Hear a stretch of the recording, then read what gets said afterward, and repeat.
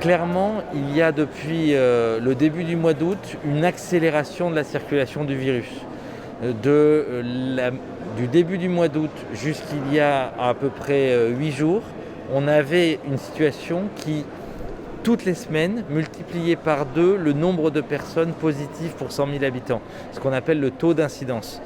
On était quasiment à 100 et on allait dépasser les 100 et par une maîtrise collective, on a pu rabaisser ce niveau aux alentours de 80.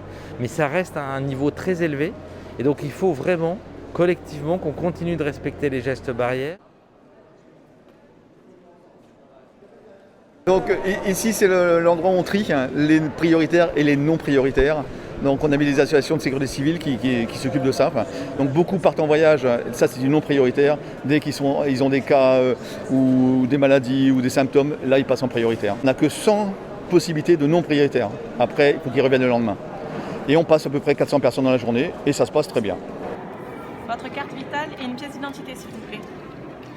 Le maximum que nos patients ont dû attendre, c'est grand maximum 1 heure.